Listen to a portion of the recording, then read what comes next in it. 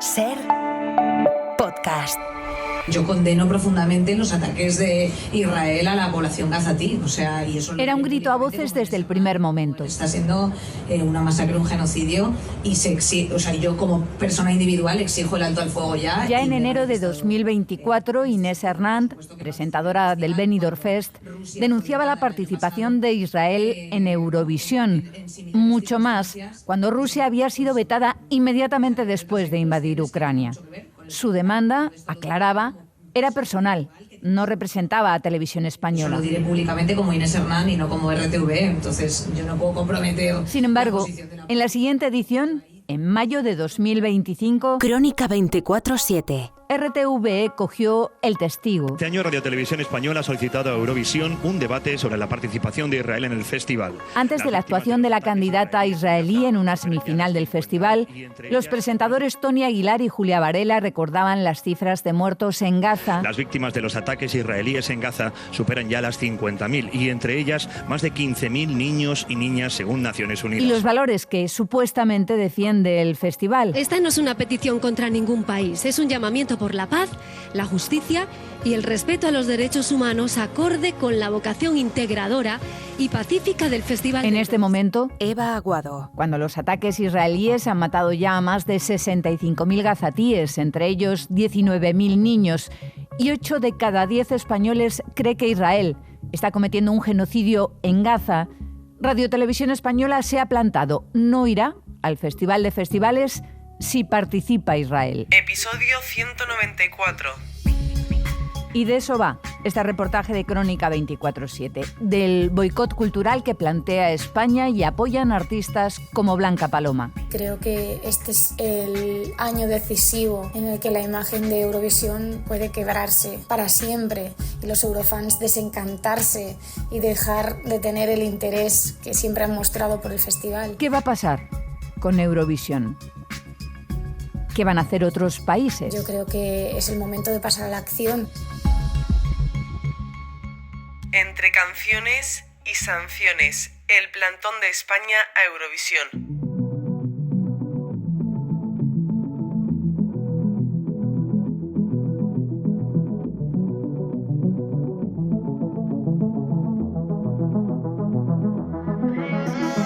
Por Elian Bayá. El paso de España por Eurovisión no habrá destacado por relucir en oro y recolectar numerosos micrófonos de cristal, pero sin duda ha dejado momentos imborrables en los anales de uno de los certámenes musicales más longevos del mundo. Good evening! This is the grand final of the Eurovision Song Contest 2025.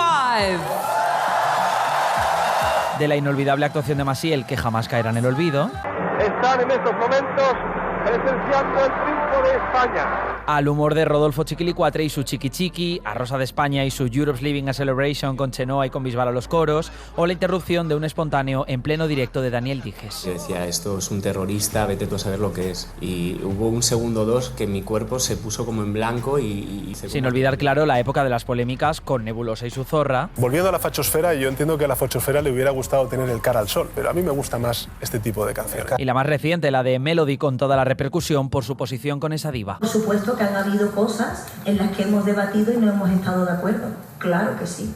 Obviamente, en la puesta en escena, a mí había cosas que me hubiesen gustado haber decidido yo. Y pese a que no tenemos representante todavía para este 2026, la maquinaria ya se ha puesto en marcha por otro motivo, la polémica participación de Israel en el festival.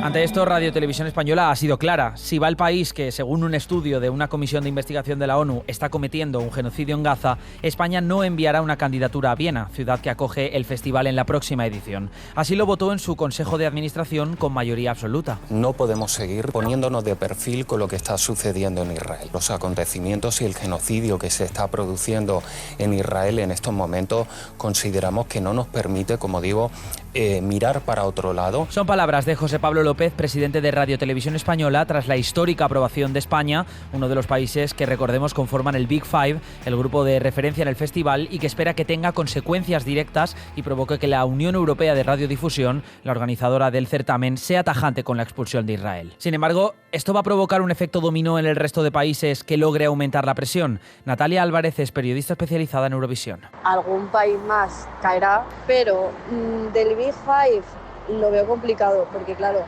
el impacto de que se retire un país del Big Five no es el mismo de que se retire un país más pequeño. En la misma línea habla Miguel Heras, que es experto en Eurovisión y que recuerda lo representativo que es que España, como Big Five, haya iniciado esta amenaza. El hecho de que sea un Big Five como España el que haya dicho, oye, nosotros no vamos a participar, amenaza la posible celebración del Festival de 2026, primero por la aportación económica y también por la audiencia y por el elemento social y de colectivo que tiene. Está previsto que sea en diciembre cuando la UER tome una decisión al respecto sobre la participación o no de Israel en el festival. Lo hará en su Asamblea General y hasta entonces la pregunta es, ¿qué pasa si Israel es apartado de Eurovisión y qué pasa si finalmente participa? Lo que le puede pasar a Israel si finalmente participa es que ganen. O sea, están tan cerca y saben que es tan fácil ganar. O sea, lo tienen ya estudiado y lo saben perfectamente cómo ganar. Y bueno, también les puede pasar, sin duda, pues que alguien salte al escenario, que a ellos es que les da igual porque se crecen con todo esto. Que realmente si expulsan a Israel no va a suceder nada. Como mucho lo que puede pasar es que toda esa gente que en los últimos años ha votado sin escuchar las canciones única y exclusivamente porque querían votar a Israel como una cuestión reaccionaria, al final pues esa gente ya pierda el interés por completo en el festival y vuelva todo un poco al status quo. Una amenaza a la de España que se produce después de los incidentes ocurridos en la última etapa de la Vuelta en Madrid y que según Miguel Heras están interconectados. Para mí personalmente este hecho no se da si no se da la situación primero en la Vuelta Ciclista a España. Si eso no se produce, este movimiento no pasa.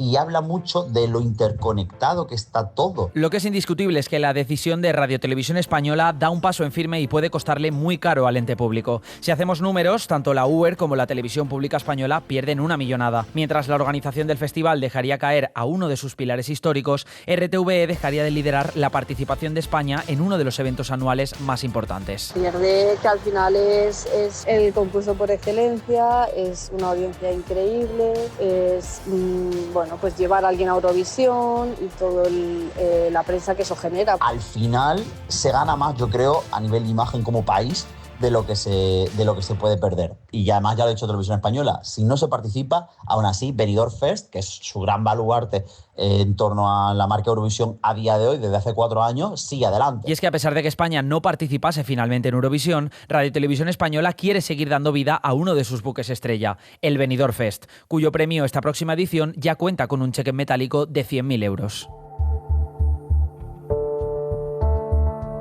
Soy Blanca Paloma, representé a España en Eurovisión 2023 y estoy totalmente alineada con la decisión que ha tomado Televisión Española. Creo que es una valiente decisión porque Eurovisión es uno de los programas más vistos en todos los países europeos y bueno, creo que es una oportunidad perfecta para hacer un boicot cultural a Israel. Hablamos con una de las primeras ganadoras del Benidorm Fest, con Blanca Paloma. La ilicitana fue la primera representante española en Eurovisión que firmó el manifiesto de varios concursantes del festival donde se pedía la expulsión de Israel. Blanca asegura que el festival atraviesa una gran crisis donde no se están cumpliendo las normas, permitiendo participar a un Estado genocida. Yo creo que el Festival de Eurovisión está sufriendo una grave crisis en la actualidad, ya que está vulnerando los principios con los que se fundó el festival, ¿no? Con un fin de unión, de paz y armonía entre los países que participan. La pregunta es, ¿y ahora qué? Pues toca esperar a que haya una decisión en firme y aunque los expertos no tienen una opinión clara al respecto... No estoy segura de que Israel tome la iniciativa de dejar el festival. Creo que pasa más porque el resto de países hagan presión. Ojalá que sí, pero yo creo que no. Tienen apoyos también de países grandes, igual que tienen a países grandes en su contra. Personalmente creo que sí. Creo que ha llegado un punto en el que la UER no puede seguir adelante con Israel participando. La única certeza que nos queda es la de haber sido el primer gran país en Eurovisión en poner pie en pared frente a una de las mayores crisis humanitarias que ha vivido el mundo en las últimas décadas.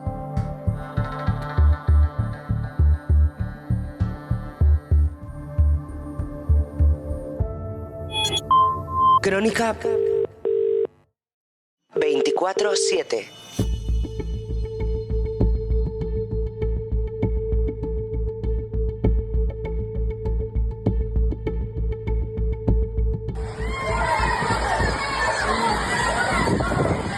Inundaciones mortales. Y mucho calor en Madrid, muchísimo. También lo mismo, aquí es un poquito insoportable. Olas de calor históricas. Yo estoy en máquina y pasa mucha calor y cuando se te empapa la camiseta, pues cambiaste de camiseta y mucha agua. Sin contar los incendios de este verano, que han arrasado más hectáreas que nunca, los fenómenos climáticos extremos nos van a costar 12.000 millones de euros este año. Y de esto va este reportaje de Crónica 24/7, de que España es el país de la Unión Europea que paga la factura más alta por culpa de la crisis climática. Muy mal, fatal, horrible. Este año para mí está siendo, yo creo que el peor en muchos años. El cambio climático pasa factura.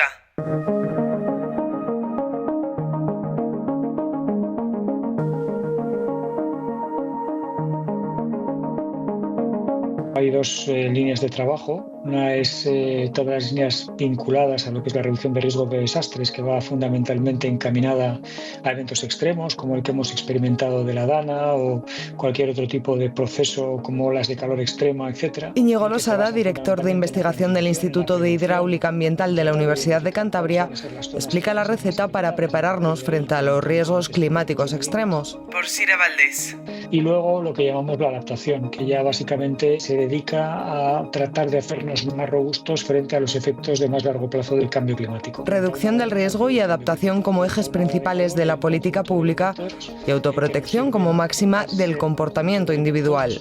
Lo primero que tenemos que hacer es no exponernos a este tipo de riesgos, ¿no? Para eso existen los sistemas de alerta temprana o existe la planificación que nos indica dónde no debemos de construir, cuándo no debemos acercarnos a una zona donde puede producirse un impacto de estas características. Nuestro comportamiento reduce la exposición y luego, por otro lado, también podemos reducir nuestra vulnerabilidad. Y es que reducir nuestra vulnerabilidad es clave. Vivimos en el país europeo más expuesto al cambio climático y algunos de sus efectos más extremos, concretamente las olas de calor, las sequías y las inundaciones, ya nos están dejando, también en términos económicos, la mayor factura de la Unión. Así lo refleja un estudio publicado esta semana que concluye que los fenómenos climáticos extremos vividos durante este verano le costarán a la Unión Europea The GVA in these regions will be lower by almost 43 billion euros in 2025. 43.000 millones de euros a corto plazo, tal y como explica Sirish Usman, una de sus autoras. Nuestro país es el más golpeado. 1 de cada 4 euros de esas pérdidas lo perderemos en España. A corto plazo, este mismo 2025, el impacto económico aquí será de 12.200 millones de euros, lo que nos cuesta, por ejemplo, pagar las prestaciones por desempleo durante 2 años. A medio plazo, las pérdidas rozarán los 35.000 millones. La Dana de Valencia generó pérdidas por valor de 17.000 millones según estimaciones del IBIE. Las olas de calor, las sequías y las inundaciones de este verano nos costarán más del doble. Los bancos y los bancos centrales europeos empiezan a estar muy preocupados desde hace ya unos años sobre la inestabilidad que los riesgos físicos fundamentalmente y los riesgos de transición pueden producir sobre el sistema financiero. Y es por eso, porque los riesgos del cambio climático cada vez son más evidentes, explica Losada, por lo que las entidades financieras y el sector privado cada vez monitorizan más este tipo de fenómenos. El sector privado, los diferentes sectores industriales, porque la regulación está cada vez siendo más exigente en este sentido, pero realmente muchos de ellos porque están percibiendo perfectamente que ya están sufriendo impactos importantes. Para evitarlo, el tejido económico de nuestro país se prepara. Turismo y agricultura, advierten los expertos, son los sectores donde mayor impacto tienen estos fenómenos. Paris, on vient de Paris. 3 jours. Très beau, une belle ville.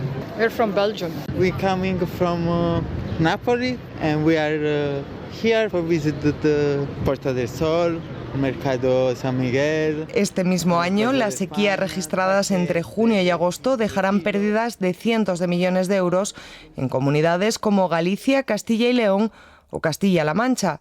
A otras, como la Comunidad Valenciana, les costará más de 1.000 millones. La región más afectada es, no obstante, la Comunidad de Madrid, donde la sequía deja un agujero de 3.200 millones.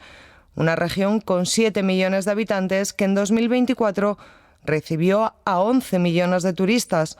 Por eso, Masía Blázquez, catedrático de Geografía de la Universidad de Baleares, apunta que el sector tendrá que abordar una amplia transformación si no quiere quedarse reducido a un servicio de lujo. Desde la circularidad en el consumo y el reciclaje de agua, o medidas para limitar, disminuir la huella de carbono del consumo energético. Hay muchos elementos que tienen que entrar a formar parte de la agenda, no solo de las políticas públicas, sino también de las políticas privadas. También en Andalucía la sequía extrema podría suponer un problema económico importante debido al peso que el turismo y la agricultura tienen en la región. Yo diría que el sector económico que más depende de la climatología y del tiempo. Podríamos decir que somos una fábrica sin techo. Solo en Sevilla las pérdidas superarán este año los 500 millones. En Málaga rondarán los 450.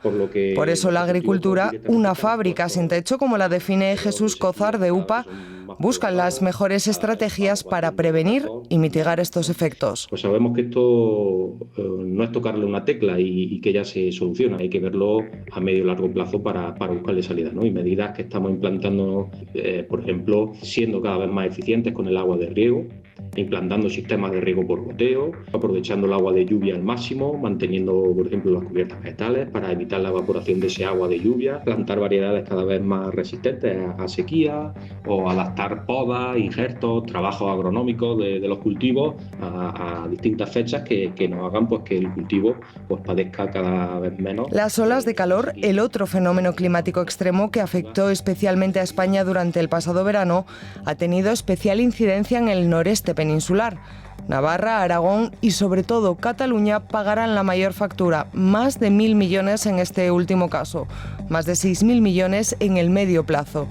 Y en este sentido, los trabajos al aire libre son los que más necesitan adaptarse a esta realidad. Evidentemente no se trata solo de dar agua y hacer 5 minutos de pausa. Pero el proceso para proteger a los trabajadores, explica Reyes Solaz de UGT Cataluña, es algo más complejo. Una evaluación inicial rigurosa que valore todos los factores de riesgo, una planificación de medidas preventivas adaptadas a cada puesto de trabajo.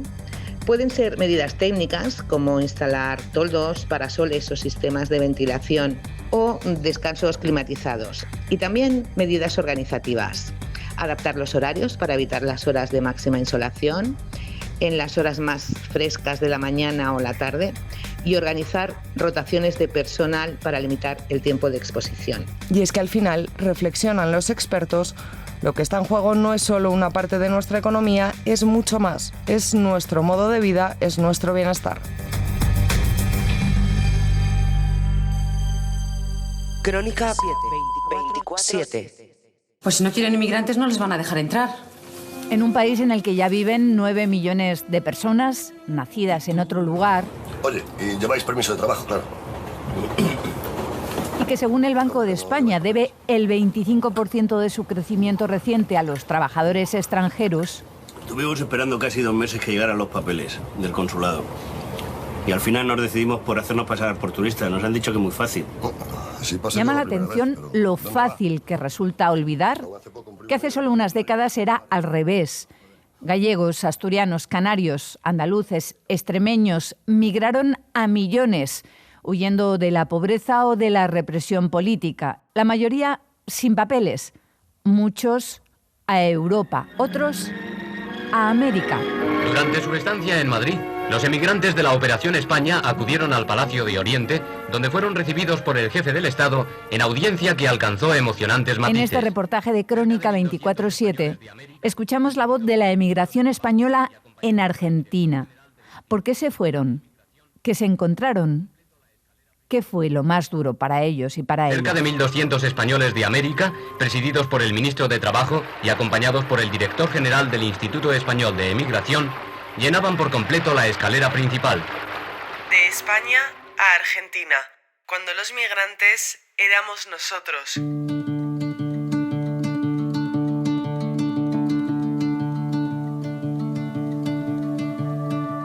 Entre mediados del siglo XIX y mediados del XX se estima que llegaron a Argentina más de 2 millones de personas procedentes de diferentes lugares de España. Por Berta Reventos. La mayoría eran de Galicia, de ahí el genérico gallego que todavía hoy usan los argentinos para referirse a cualquier español.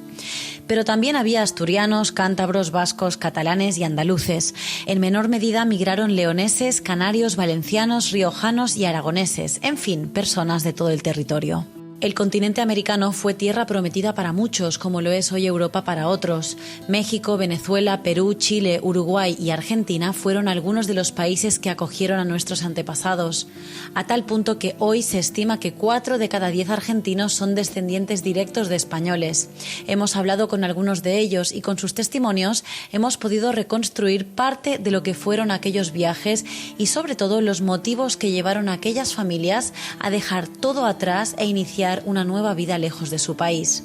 En el caso de Ramón, Carmen y María Esther, fueron el hambre y la miseria de la posguerra española. En Galicia condición de vida era muy atrasada, muy miserable. No teníamos luz eléctrica, obviamente no había agua corriente, no había baño. En Granada mi padre trabajaba como mozo en una confitería en la Gran Vía que era el Hollywood, y con muchos sacrificios, porque después de la guerra tú sabrás que mucha comida no había. Yo nací en un pueblito rural, en las montañas de Asturias. Había quedado una generación en la guerra y otra que ya no estaba en los pueblos. Y entonces mi padre pensó, ¿qué destino tienen estas dos chicas acá en el pueblo? En aquellos tiempos también hubo persecución política. Miles de republicanos tuvieron que huir para sobrevivir, como fue el caso del padre de Àngels y el abuelo de Ariel, ambos sindicalistas en Cataluña. Y si se quedaba, lo tenían que matar si lo encontraban. Los mandaban en los Pirineos para hacer los trabajos forzados. ¿Cómo pudimos sobrevivir con la miseria que teníamos? Una noche, mi abuela con su hermano lo van a buscar a la fábrica con una valija y los documentos, y le dicen que tenían el dato que la policía secreta de Primo de Rivera lo estaba esperando en la esquina de su departamento. Se refugió unos días en casa de unos familiares, mientras mi abuela con su hermano hacían los trámites en el puerto, comprándole un billete, el primer barco que saliera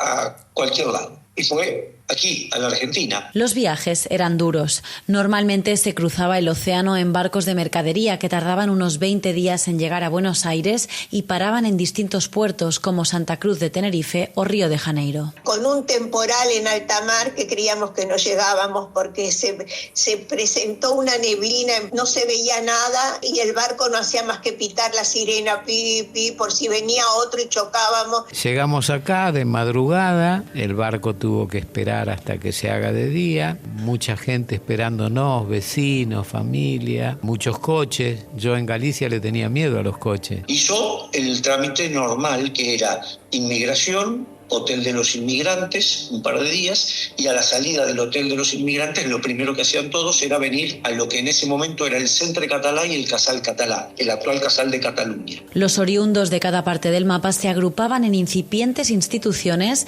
que más tarde se convertirían en refugios culturales donde se hablaba catalán, euskera, bable y galego, pero primero se ayudaban entre todos con alojamiento, comida y trabajo, y con inscribir a los niños en alguna escuela. Empecé a trabajar enseguida y a estudiar. No lo que hubiera querido, porque eso seguramente lo voy a hacer en otra vida. Nos llevaron a comer pizza, descubrimiento en mi vida, no sabía que existía. Y al día siguiente, lunes, mi padre a trabajar con un canario a una fábrica de placars y yo a la 1 de la tarde al colegio. Pero mis hermanos trabajaban y estudiaban de noche. Mi padre también trabajaba desde la mañana, 2 trabajos hasta la noche. Todos coinciden en que en aquel entonces y en comparación con España, Argentina era un país pujante, donde quien llegaba podía prosperar y donde se mezclaron un sinfín de migrantes, no solo españoles, sino también italianos, suizos, franceses, alemanes y polacos.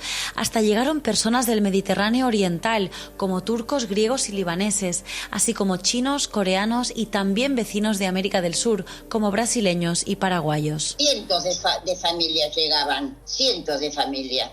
Pero nunca sentimos un desprecio. Me integré sin perder mi esencia, me integré con el país, con su gente. Aunque por lo general se recibía a la gente con calidez, sí que hubo prejuicios o discriminaciones puntuales. Y los chicos eran un poco crueles por la edad, no porque yo fuese extranjero, sino porque tenía otras costumbres. Por ejemplo, ellos me hablaban de la Coca-Cola. Yo en mi vida había visto ni la publicidad de la Coca-Cola. El señor, el subjefe, me dijo, ¿cómo conserva el acento? Dije, la verdad que sí. Es mi acento de origen y lo quiero conservar. Y la jefa de personal me dice, miren a la gallega, viene a matarse el hambre y quiere conservar el acento. Me puse en 4 patas sobre su escritorio y le dije, mande a buscar mi ficha. Resultaba que María Elena era la empleada que más horas extra estaba haciendo. Entonces le dije, dígame usted a ver qué hambre me mata usted a mí. O cualquiera. Y me acuerdo que era una empresa que tenía muchísimos empleados y cuando me di vuelta estaban todos de pie. Con más o menos dificultad, estas familias lograron estabilizarse en Argentina. Al darse cuenta de que ya no regresarían más a su tierra, se esforzaron por mantener vivas sus tradiciones, su cultura y su lengua, ya fuera a través de las instituciones o en casa, con su gente. Yo todos los días miro canciones, me sé todas las canciones españolas, me gusta escucharla. Yo hablo bable. Gonzalo, por ejemplo, mi sobrino, lo habla y baila en la jota, por supuesto. Y quiere saber qué tengo yo en el freezer.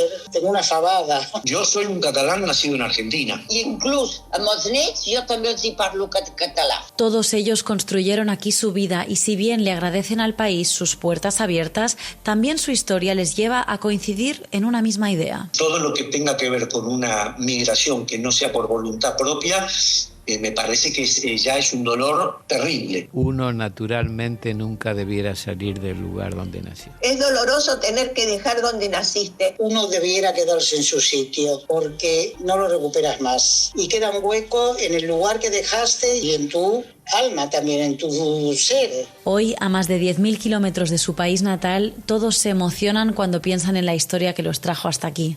Àngels y María Esther nos recuerdan algo sencillo, pero no por ello menos cierto. Lo importante es poder tener una casa y poder vivir tranquilos. La vida va y viene. Uno tiene que, creo que, tener un poco de humildad y mucha gratitud.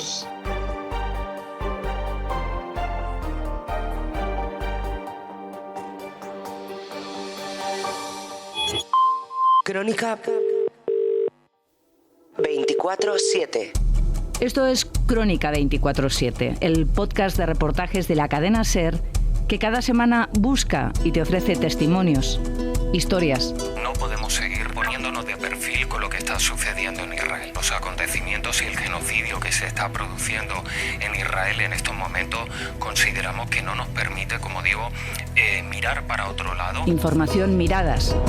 Los bancos y los bancos centrales europeos empiezan a estar muy preocupados desde hace ya unos años sobre la inestabilidad que los riesgos físicos fundamentalmente y los riesgos de transición pueden producir sobre el sistema financiero. Crónica 24/7 es una producción de SER Podcast. En Galicia condición de vida era muy atrasada, muy miserable y no teníamos luz eléctrica. Obviamente no había agua corriente, no había baño. Dirección: Eva Aguado. Está en todas las plataformas.